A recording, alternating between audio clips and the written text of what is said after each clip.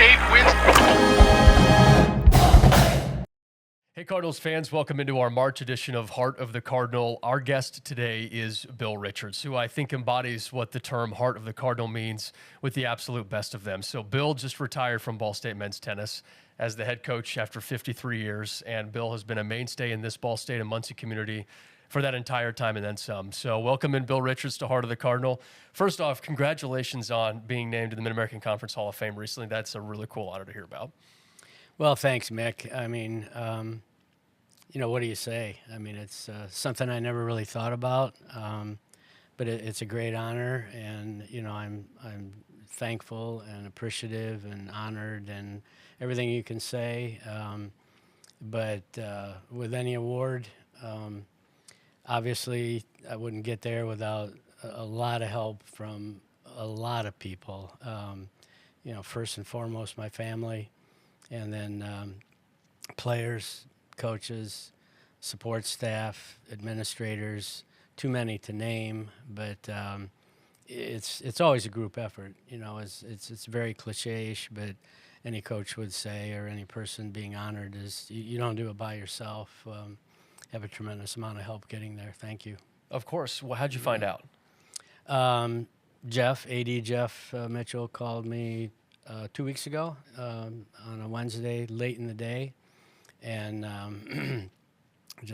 we chit-chatted a little bit, and he said, hey, I just got some news for you. And he said, just want you to know that you've been selected to be inducted into the Mid-American Conference Hall of Fame. And I was taken aback and, surprised, had to take a few minutes to process it, a few seconds. And so that's how I found out. And I don't have a lot of details yet. I know it's in Cleveland at the end of May, and it's always in conjunction with the spring meetings for the administrators, the presidents, and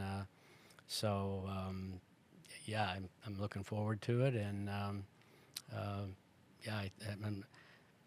not really sure what else to say. It's just it's a great honor, and I guess for me, the Mid-American Conference, it's been my life. Yeah. I mean, I was 4 years at Western Michigan as an athlete, as a tennis player in the conference.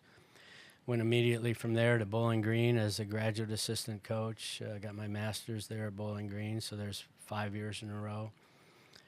1 year out, teaching, coaching back in Kalamazoo area, and then came right to Ball State. We were not in the Mid-American Conference then. We were an independent for a brief time, having just gotten out of a conference that didn't last long, Conference of Midwestern Universities.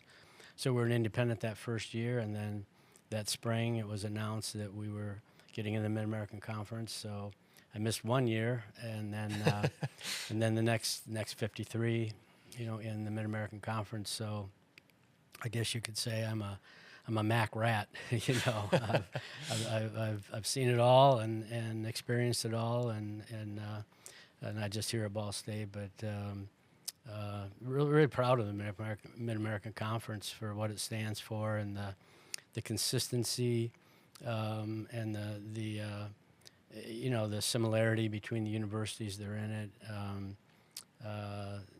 Now, of course, that Sacramento State's in football, we can say we're almost coast to coast. We're West Coast to Buffalo, and actually UMass now. Yeah, so Coast to coast. Yeah, exactly. We'll coast take to it. Coast. So, but no, it's been a very stable conference through the years, and I appreciate that, but yeah, it means a lot to me because of the length of time that I've not just been here, but been a part of the Mid-American Conference. You mentioned it, going to Western Michigan, spending some time at Bowling Green. We want to talk about your entire tennis journey because it's been hugely successful. 15-time MAC Coach of the Year. I think that had something to do with you being named a MAC Hall of Famer amidst everything else. But you look at where the journey started for you, Coach, at Western Michigan. How would you describe the journey as a player? Well, I started playing, like when I was in the 6th grade. just a little neighborhood court. I mean, that's how I was introduced to tennis. My dad just took me. We lived out in the country, and then moved into the big city of Sturgis, Michigan, south of Kalamazoo, and just started, messing around with tennis.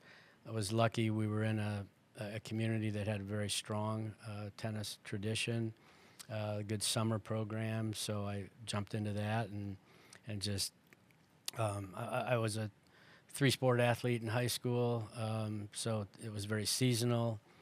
So springtime and summer was mostly tennis. Yeah, and just developed into a good enough player to go to Western Michigan and play. And it was very different then. I mean, it wasn't year-round. We didn't have indoor courts.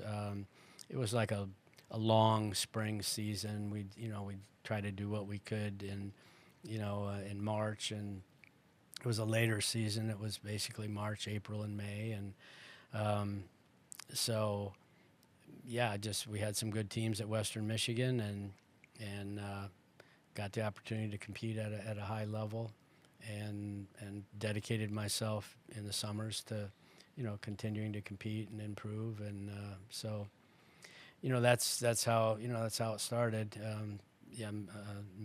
When I was in college at Western, they were the five Ohio schools: Toledo, Bowling Green, Kent, Miami, Ohio U, and Ball State and Western.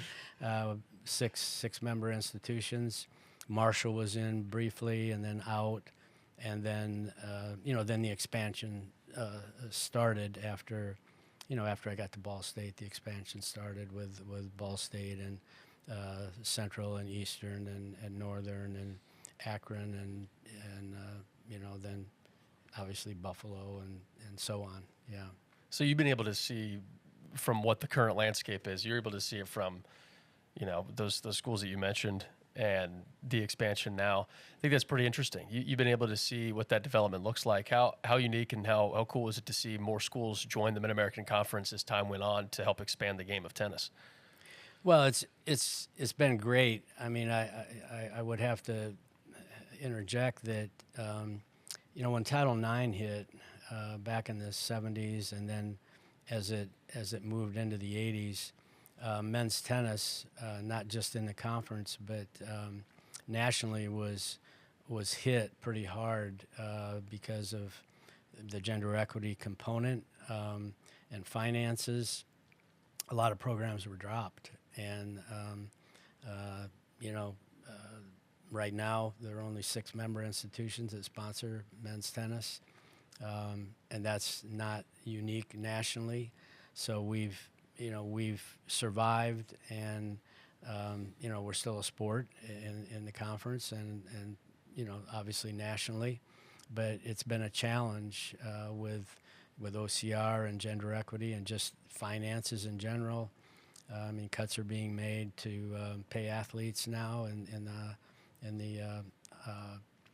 obviously, and men's basketball and football, and similarly in certain women's sports. So it's been rocky, from that standpoint, for sure. How have you been someone who has always stayed the course through all of that? Because those are challenges to the men's tennis game. How were you just in tune with what you need to do to make sure that your teams are always taken care of? I mean, you just navigate the troubled waters and do the best you can with whatever the situation is. And I don't think our athletes were ever really affected by it. I mean, we always had a good, strong schedule. We always, men's tennis remained a sport, in the Mid-American Conference, unlike a few others that didn't. I don't think the athletes ever really noticed anything, and we've just moved forward and continue to compete and do the best we can under any circumstance, and we're happy that I think we're in a pretty good spot right now considering everything. You were somebody that was coaching and elected to the Ball State Hall of Fame, and you continued to coach after being introduced into the Ball State Athletics Hall of Fame. What continued to drive you to want to continue coaching for as long as you did? Well, I was I mean, I was lucky to be fortunate, I guess, to be inducted into the Ball State Hall of Fame. Relatively, I guess, midway through my career, perhaps. I'd have to do the math. Actually, we don't have to do math on the actually, show. it was That's okay. it was still on the front half of my career, and I think and that was a great honor. We'd had a tremendous run there where we won several conference championships in a row, and no one really talked about the fact that perhaps coaches should be retired before they were inducted into the Hall of Fame. I'm actually on the Hall of Fame committee. We don't have it in our bylaws at the present time that you have to be retired, but I think the philosophy of our athletic directors in recent years and the philosophy of the committee is that it's probably best to wait until a coach retires to put them in the Hall of Fame. So I was kind of in the front, and there were others. Don Shondell was put in. I think Earl Yestingsmeyer when he was still coaching. I might be missing some, but in those earlier years, it was not uncommon. But as time went by, I think as different athletic directors came in, they had a little bit different philosophy. Were you the last active coach? I believe so. Yeah, I'm quite certain of that. Yeah. Okay. Right. Mm-hmm. I think it's a unique honor. When you talk about some of those coaches, I'm curious just to hear some stories about like Earl and how close you all are and intertwined within your lives, because those are some legendary names that you just mentioned with Earl and Mr. Shondell. Like what was it like to be able to coach alongside some of those legends with different sports? Well, when I first came here, and we had split departments, so we just had the men were housed in what we called men's gym. Then it became university gym. Then it became Irving gym. So we were all housed there. The women were over at Ball gym. We had two completely separate physical education departments, two completely separate athletic departments, Wow. two different athletic directors, two different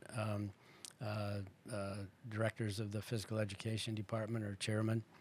Our structure was we were under one umbrella, the School of Physical Education and Athletics, and we had a chairman of the school, which was John Reno, and John oversaw everything, and so we didn't interact that much with the women's programs at that time physically, and with the staff and with the coaches. So I guess my point is we just had the men that we were interacting with every day, and so it was a different kind of a different situation, different experience, where we had the opportunity to be even closer, I guess, with just a fewer number of sports and fewer number of coaches and staff that you worked with on a daily basis. But those guys. I mean, Don and Earl were were incredibly great coaches, incredibly great people. Don Shondell, what do you say? I mean, he literally is the father of volleyball in college volleyball, and advanced the sport incredibly there. And Earl was always one of the most recognized and respected coaches on a national level, not just a regional level. He was a pioneer, and so we were very close, very, very close. And on my outside of those guys, I mean, Dave McLean was the head football coach when I came here, and Jim Holstein was the head basketball coach, and then I was 24 years old. Yeah. And those people took me under their wing and helped me and taught me, and I had 1 year of graduate assistantship at Bowling Green at the college, at the Division I level, and then I was all ears, and learned a lot from those more experienced coaches. What lessons did you learn most from those guys at 24 years old? I think, I mean, obviously, I would observe, the commitment, the work ethic, the heart. I think the biggest thing from Earl and Don Shondell being Ball State, grads was their love of Ball State, and Earl.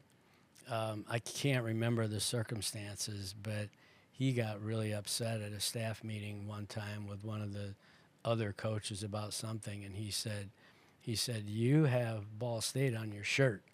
I have it in my blood," and that sent a strong message to me, and obviously I'm that way now. I have both. Yeah. Yeah. Because, you were brought into Ball State after graduating from Western and went to Bowling Green. So Yeah. you were one of those people that probably in that room saying, okay, I want it in my blood. Absolutely. And be a part of it. Right. How did you said, oh, okay, that's me. Yeah. How did you take that to heart? Oh, I mean, I'm a very loyal person, and I mean, wherever I'm living, working, I mean, I take winning and losing personal. I mean, from the day I stepped on this campus, I mean, I wanted us to win every football game, every basketball game. I mean, I wanted to be a part of something that I could be proud of, and so that's just it's just something that becomes a part of you, and it's just important to have pride in who you represent, and just do everything you can to. I mean, I live and died with all sports, but especially football and basketball. I still do. Yeah, you're checking ESPN like the rest of us. Yeah, live and die with. I take it personal, Yeah. and but I think as far as getting back to what I learned, I probably learned most about recruiting, and I mean, I tried to recruit exactly the way our basketball and football coaches recruited, in terms of going into the home, making home visits.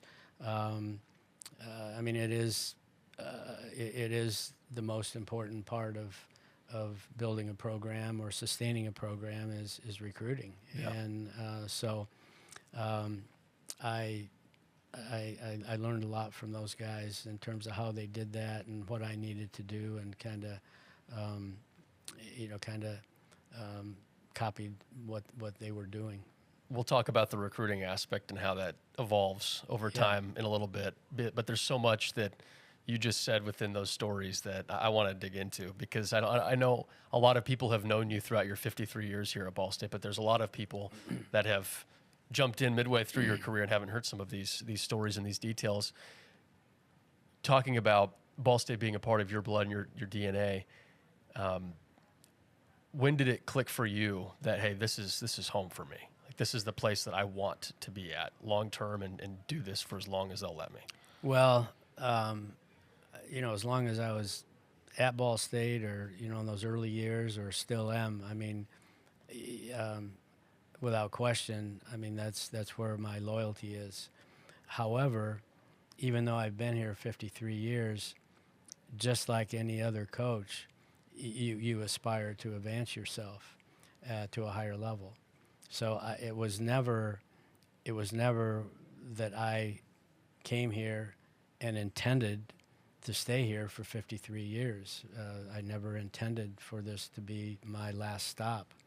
I aspired to be a Big Ten coach. That was my goal. Although I was never ever anything that consumed me. Right. It was in the back of my mind. I mean, we competed against the Big Ten. I mean, obviously that's in the Midwest. I mean, that's what you look up to, and so we had great success, and both from a team standpoint and individually. against the Big Ten. I mean, in 1990, our team finished 25th in the nation. We finished second in the Midwest, ahead of all the Big Ten teams. There's the only Big Ten team of the original Big Ten. I mean, not the Big 18 now. How many ever teams? Yeah. I mean, the only team we never beat was Michigan, and part of that was they never would play us in a fair situation. So, you know, we were like the 11th Big Ten team, you know, or 12th when Penn State came in, I guess, and we competed on a even level with those teams for years and years, and then, you know, the landscape changed, the commitment, the facilities and everything. We couldn't keep up, understandably so. But so point being, even though I have tremendous love and loyalty to Ball State, we were on two different occasions we were leaving.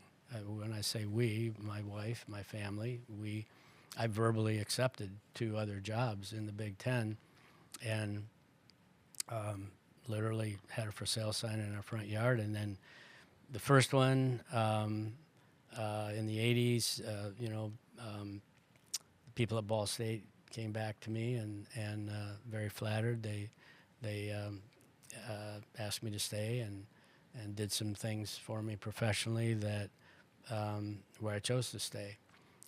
The other thing you have to understand is, and at that time in the 80s, tennis coaches in the Big Ten weren't making $300,000 a year, you know, like they're making now, or 100, 200,000, you know, whatever. That may be a bit of an exaggeration. That the highest paid coaches in the Big Ten are, and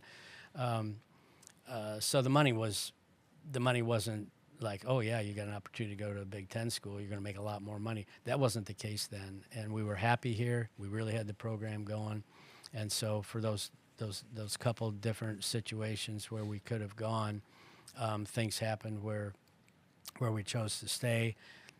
As time went by, you know, I got involved in a few more jobs. I was happy here. Our family was happy here. It's not like every day I was getting up and saying, oh gosh, you know, what other job can I get? I mean, it was never that way at all. And as time went by, and as, you know, my wife Sue and I, as we got older and the kids got older, and even though, you know, they were out of the house at that time, we started our family when we were very young. We just decided we're not going to pursue any other opportunities. And so that was probably, I don't know, 20 years ago, you know, somewhere around there. And so, yeah, we've just, you know, I'm glad now. Honestly, I'm very thankful that it didn't work out at some of the universities where I had other opportunities, because you know, we just have enjoyed being here, but you know, from a family standpoint, from a university standpoint, from a community standpoint, yeah, we're happy it worked out this way. I have absolutely no second guessing, no regrets, you know, whatsoever. And but anyway, yeah, I guess, yeah, I guess that hopefully answers. No, that does more than answer question. it. Yeah. In the 80s, when you had that chance and you had verbally accepted and you had the for sale sign out there, that had to reinforce something in you that, okay, this is a home to us. When they came to you and said, hey, willing to do what it takes to keep you around. Yeah. And how special was it for you to hear those things and to be like, hey, they're gonna prioritize what we want, what we need, and how to continue to raise this program? Yeah, I mean, it's very, very special, and always will be grateful to the people that made that happen, and you know, that was President Worthen, and who is a very dear friend, and athletic director Don Purvis, and the provost, Warren Vanderhill, those all lifelong friends that certainly made a difference in my life. Let's go off tangent here. Best, most fun memory that you've had outside of men's tennis here at Ball State? What other sporting memory jumps out to you like, wow, that will always stay with you? Oh my goodness! Across any sport. You should have told me. Had to think about this. I'm not good at instant recall. I would say, having gotten in the Mid-American Conference in '74, I would say, in general, the success of our football program at that time with Dave McClain. There were many people in the Mid-American Conference that didn't think we belonged. So we had a chip on our shoulder and everything to prove that we belonged in the Mid-American Conference. And to see the success of our football program, I firmly believe that was, the most significant thing athletically in those days that could have happened. And I would say, the first time we beat Miami of Ohio, that was I was there at Miami when we beat them, winning the first football conference championship in '76 at Eastern Michigan. I was there, watched that game at Eastern Michigan, winning the football championship in '78 at Northern Illinois. I was there, I watched that game, and so. But I think from an excitement standpoint, the thrill of victory, the agony of defeat. This is probably what most everyone would say. The Sweet 16, run, the Chandler Thompson dunk, over Louisville. It's hard not to pick those moments. Yeah, it is because it's on such a big stage, and the national stage. The conference is a little more,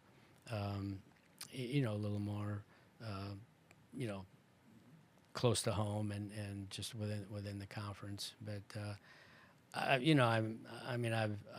seen so much, and I would winning the basketball championship in '81. The thing about that is that Steve Yoder, great friend, I still stay in touch with him.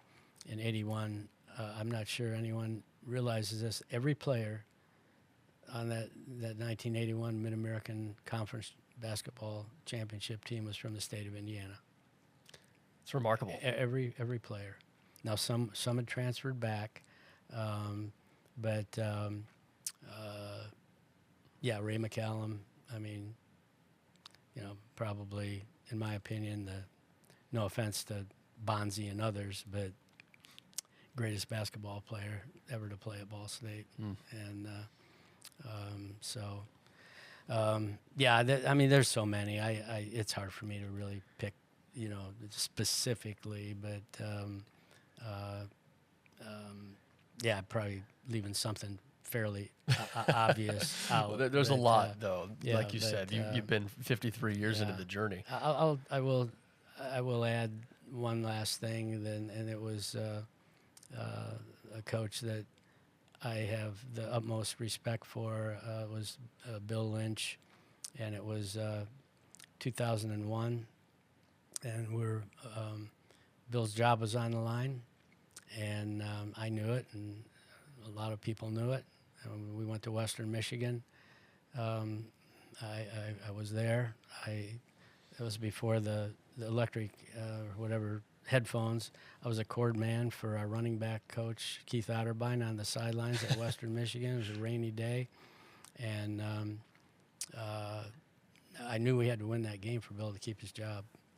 And it was very emotional. And we had a wide receiver named Corey Parchman, fast as lightning, but couldn't catch a lick. and we were down in the game, late in the game. It was raining, and Corey Parchman came open over the middle, and Talmadge Hall was our quarterback.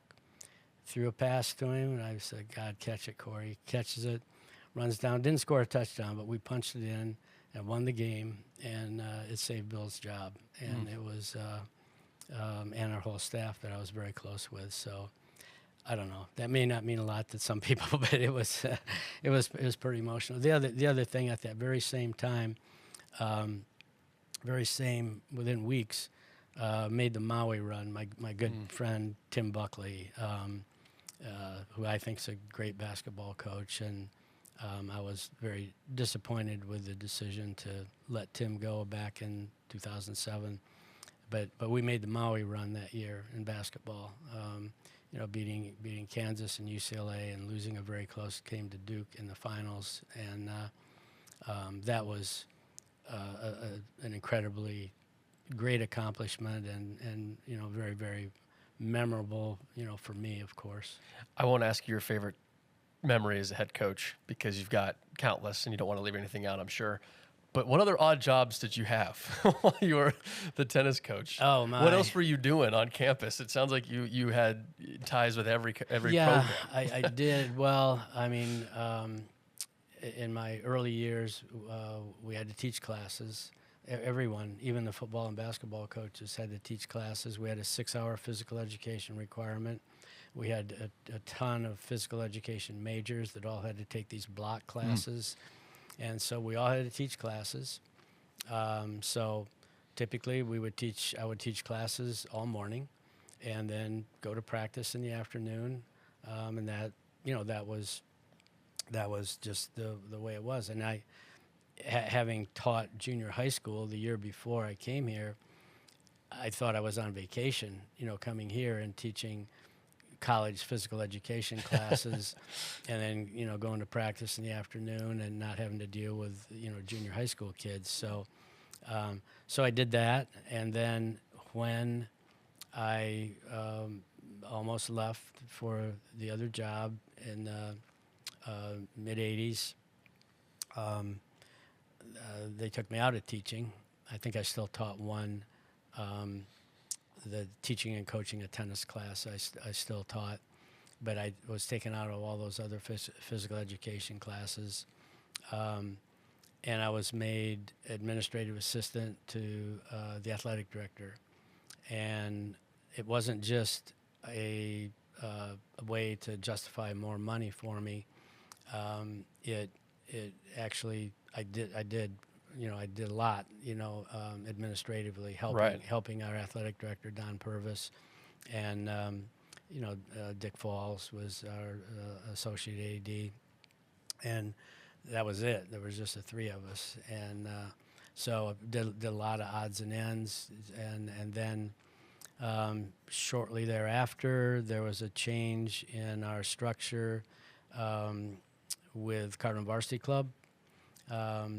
That had been run out of the Alumni Association.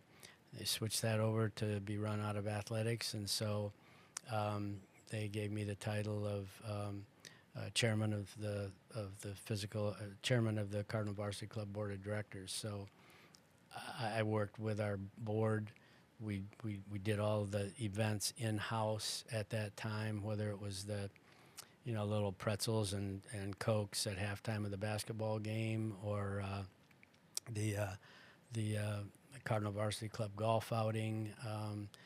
We had a Cardinal Varsity Club basketball tournament where, we had teams come in and a board member would be the host to each team and each coach. And so I did that for a good number of years. And then, we restructured and hired somebody full-time to take that over. At that time of my career, Mick, I wanted to transition to administration. Oh, really? Yeah, I really. Wow. Okay. I really wanted to be a college athletic director. You have to understand that almost all college athletic directors in those days were former coaches. Makes sense. I mean, the guy that hired me, Ray Louthan, who I love like a father. He was tremendous, football, baseball coach here at Ball State, transitioned into being athletic. I could be wrong, but I would say every athletic director in the Mid-American Conference was a former coach. Wow. And that was really the national model, at that time. There were a few exceptions, but not many. So I just assumed I would at some point transition into administration. Now, there weren't many tennis coaches that became athletic directors, but I wanted to transition into administration full time. And then as time went by, things changed, and not to go into great detail, but I just decided not to pursue that, and decided to just continue to coach. But that's probably one of the biggest differences in college athletics. I'm not saying it's bad whatsoever, but athletic directors now are typically not former coaches, but successful business people, obviously lawyers. I always joke with President Mearns and AD Jeff. I said, I came here. I never knew I'd be working for two lawyers, and so that's. But just to take you on my path, Absolutely, that's and then in recent years, you really couldn't do anything other than coach. I mean, that in my early years, and even when I was doing some other things, we weren't. Tennis wasn't as consuming year round as it is now. I mean, there's just constant. It's 24/7, 365, like it is for every coach. For you, going through with the administrative roles and the tennis coach, when did it switch to where you were just full-time tennis? Well, that would have been in, that would have been in the mid-'90s. Mid-'90s, yeah, okay. Mid-'90s. And then you could focus on the coaching aspect. Yeah. What drove you to want to be a coach in the first place? When you're in your 20s, you're going through playing, you're a grad assistant. What drove you to want to coach? From the time I was in high school, I looked at what my high school coaches did, what the teachers did, and that was all I ever wanted to do. I never really had any other serious career aspirations. I jokingly tell people that my mom, she always wanted me to be a dentist. And when I couldn't get anything better than a C in any science class, we gave up on that. Anything better than a C. Quick. We'll leave it there. We won't go into any further details. That's right. So no, honestly, I never. I just thought I would be a high school coach. I loved all sports. I played football and basketball, and I have to qualify football by saying I was a punter. Yes. I was about to ask what position. I was a backup quarterback that was no good, but I was a pretty good punter. Okay. And I love sports. I love the atmosphere of the school, and the teaching, and so there was never any doubt. I was an education major as an undergrad. Then, when I went to Bowling Green, thought, sure, I'd like to be a college coach, but had no idea it was going to happen as quickly as it did, to have the opportunity to come to Ball State at that young age. You said you had the chance to talk with a lot of the coaches that were established in here, like an Earl and a Don. At 24 years old, getting a head coaching job, was that pretty daunting, or were you feeling like, no, this is where I'm supposed to be, this is how it's going to go?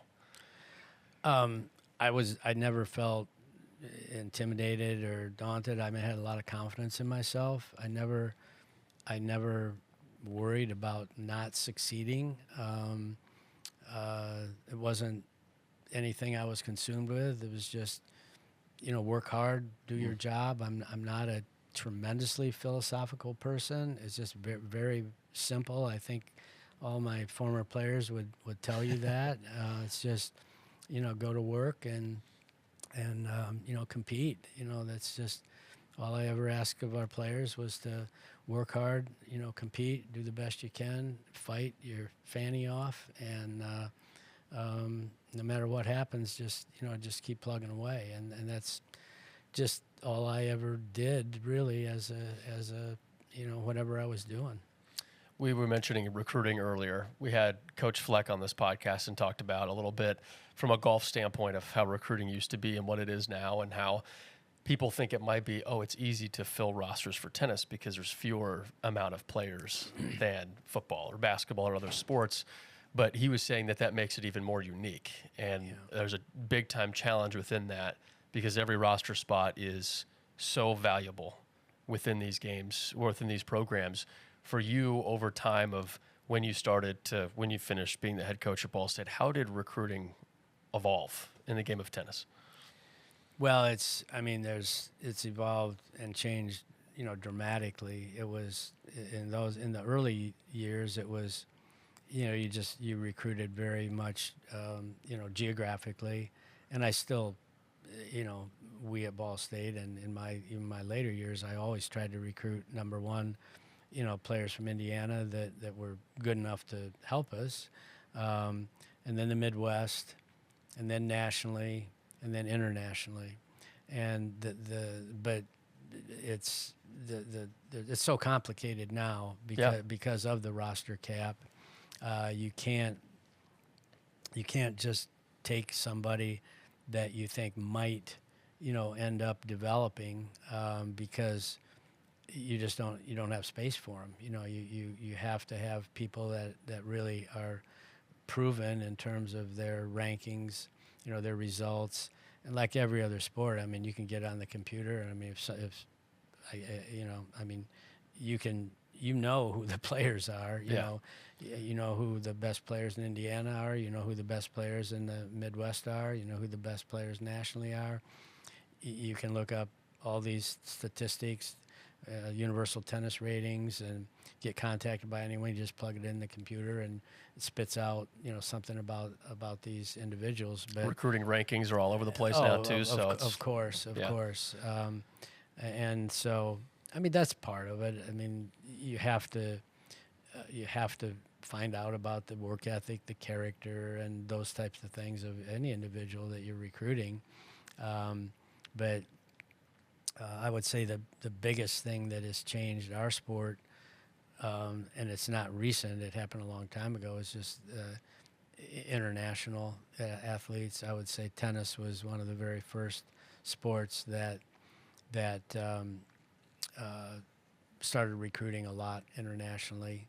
And then that once you start getting these international players that are really good, then it squeezes out some of the Americans. You can only go down so low.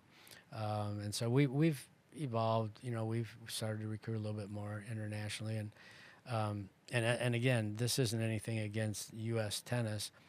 I always explain to everyone when they look at rosters and how many international players there are, it's that internationally, no foreign country has college athletics like we do. So every tennis player in the world, literally, this is not an exaggeration, except for, the 1 in 1,000 that can turn pro, every single tennis player in the world wants to come to the United States and play college tennis.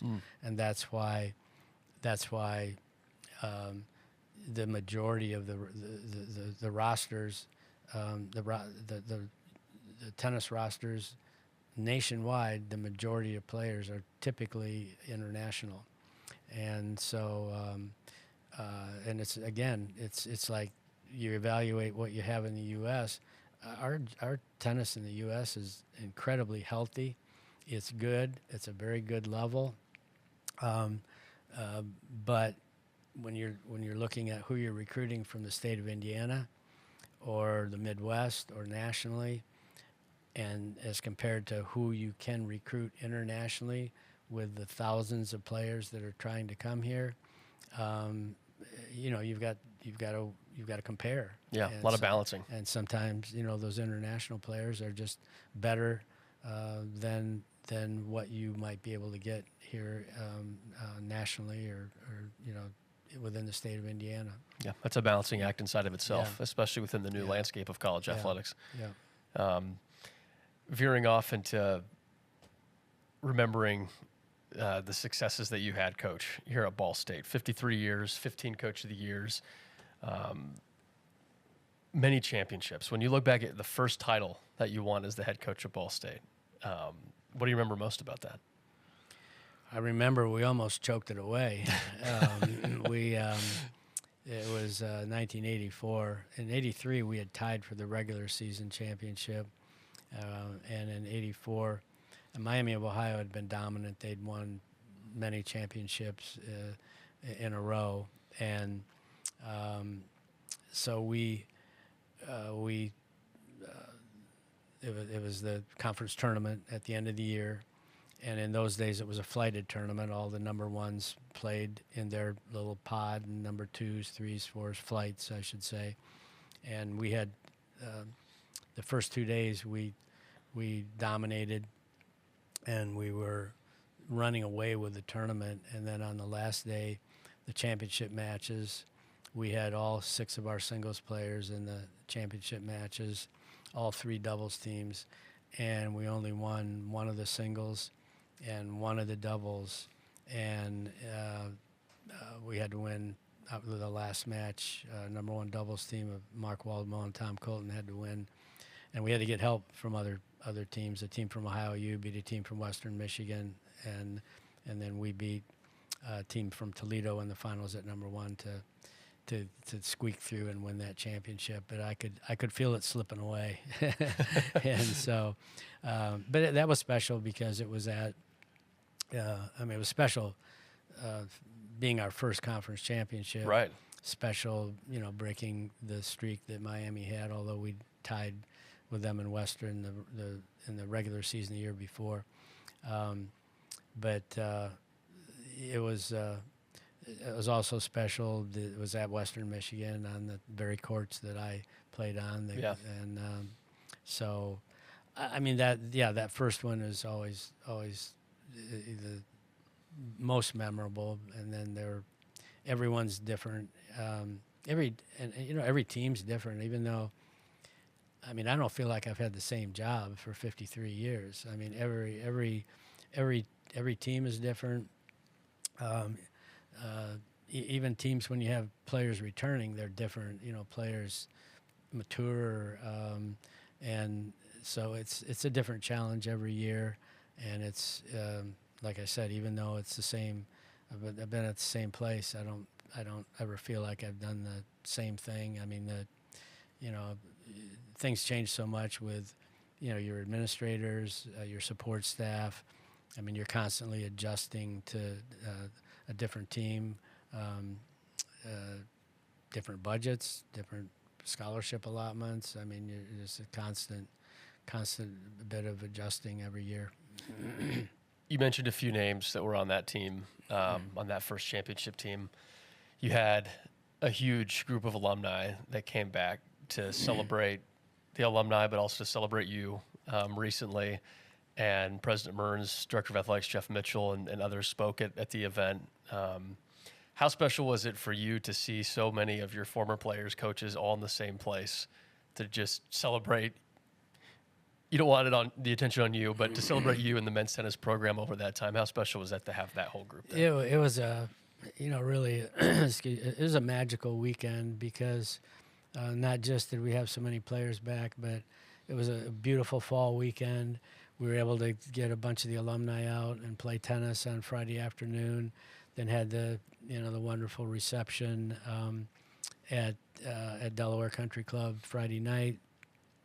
Tailgate Saturday morning before the football game, recognition for all of our alumni on field during the football game, another reception at Greek's Pizza in the Village. One of my former players, Rafi Dominic, owns that place. Oh, perfect. And and then, a little get-together with some of the guys on Sunday morning. So it was, it couldn't have been a better weekend. And it was very, very emotional and very, very humbling. And then, of course, messing,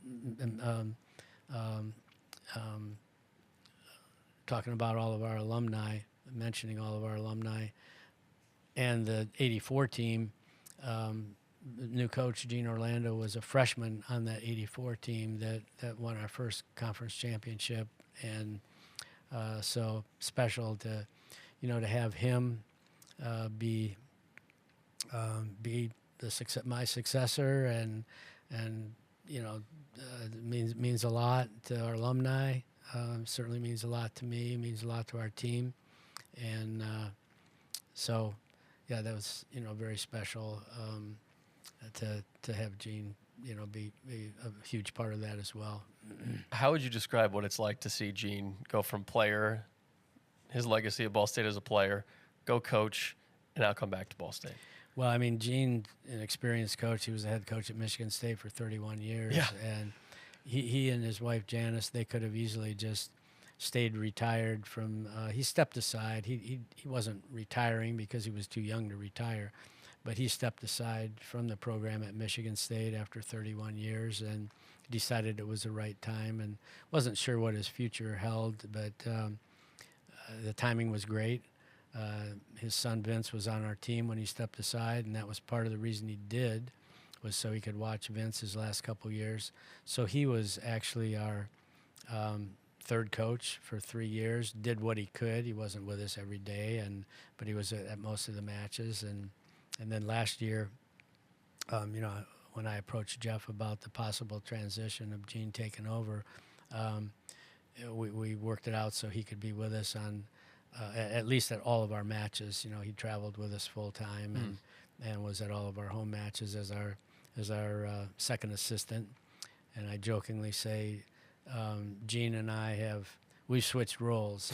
I went from the head coach to the second assistant. I'm still helping out. I'm one of our 3 accountable coaches, not infringing on Gene's territory whatsoever. He wanted me to do it, so I have the best of both worlds now. I can go to practice. I can help. I can coach these guys. I can go to matches and be on court coaching, and I have no administrative responsibilities whatsoever. And I tell everyone all the time that people don't understand that the fun part of coaching is practice and matches, and that's about 20% of the job. Right. And then 80% of it is everything else. So you're dropping the 80%. That you get to be around for the 20%. That's exactly right. Yeah. That does sound like the best of both worlds. Yeah. What else are you doing in your spare time? When you're not doing the 20% with tennis and helping out, what are you and your family up to? Sue and I, we haven't done much other than just spend a little more time at home, spend a little more time with family. My sister and brother-in-law moved here from Houston to be closer to us in their later years, so we're thrilled to have them here. We're spending more time with them. Sue and I aren't big travelers. We've traveled a lot. We enjoy being home, and so we'll do some things, but nothing. I guess it sounds boring, but nothing. We just enjoy spending a little more time together, and being home, enjoying our home, and I do need to start playing more golf. We live, as we live on the golf course at Woodland Trails, and 16th tee is in my backyard. And yes, it is. I need to. We enjoy setting out there and watching everyone on 16 go right into the road. How many times has your house been hit by a golf ball? Well, we're on a tee box, so someone did hit someone did shank one, and from the I would have been the black tees, but we planted a bunch of pine trees when we first got moved in, so we're fairly well shielded. Smart. Now. Was that by design? You picked a spot that was by a tee box, or was it not just really? The one that was open? It was the one that was open, and we were the timing was right, and that was in 2013. Timing was right, and we're thrilled that we love where we live. Well, Bill, this has been a fascinating conversation, and I've learned a lot just about the history of your life and tennis and the university, having the split departments, and it's a history lesson. And so I appreciate you sharing all of that. The last thing I wanted to leave us with here is when you look back at your time as the coach, I know you're still in it and doing the 20%, but when you look back as the 53-year head coach of Ball State University, how do you want people to remember what your time here was? Oh, I mean, that's a tough question. I guess just perseverance, adjusting, dealing with change,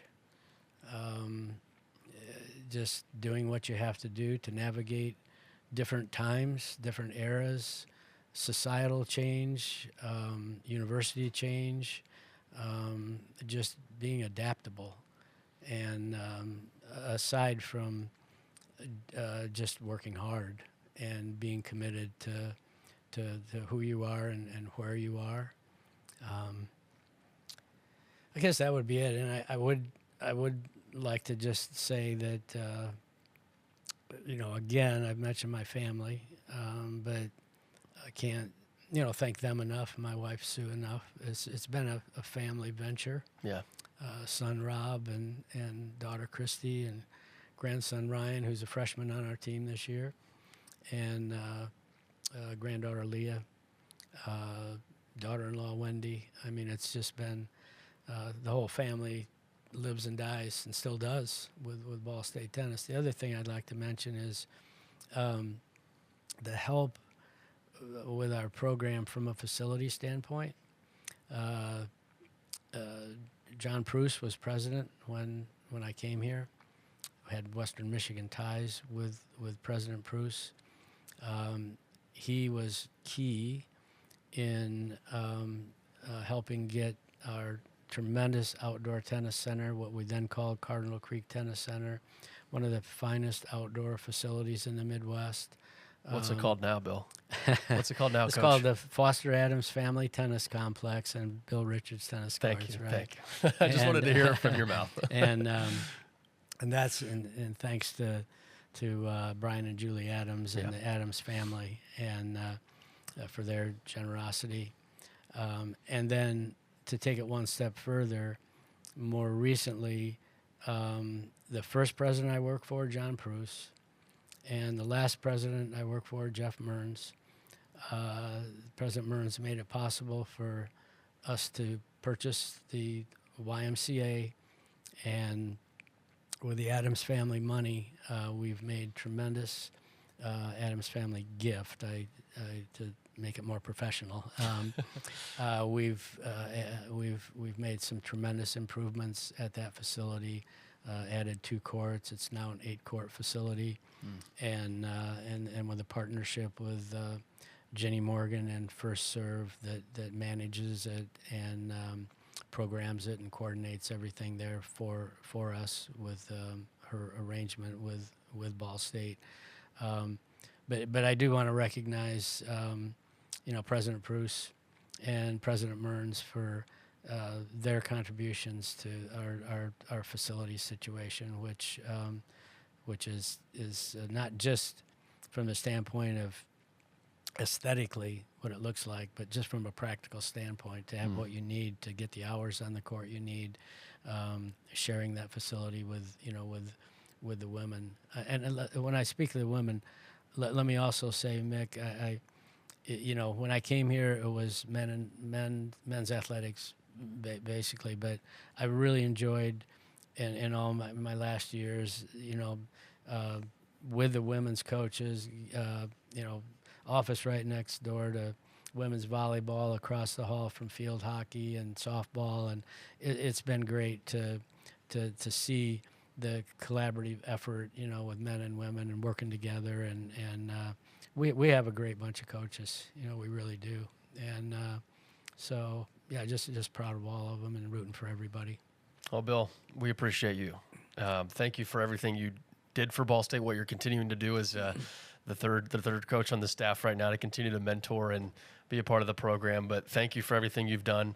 Congratulations on everything, especially most recently with the Mid-American Conference Hall of Fame. You've earned it. You've deserved it, all of that. And thank you for joining the program. Really appreciate you. Thanks, Mick. I mean, you do a great job. Thank you. My ESPN Plus account has been defunct for a while, and I've been delinquent in getting it taken care of. So I listen to you a lot on the radio. And, I appreciate that. I appreciate you and everything you do, and thanks for having me. And we're not going anywhere. We're going to be around.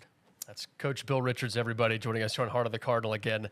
I think he embodies what this show means, Heart of the Cardinal, for all of his 53 years and plus of service here at Ball State. So just want to say thank you to Coach again. Thank you to the SportsLink crew in the Betsy M. Ross SportsLink studio for housing our podcast. Dalton Cox, our producer here today.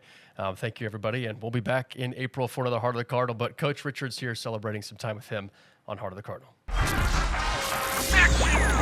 Ball State wins.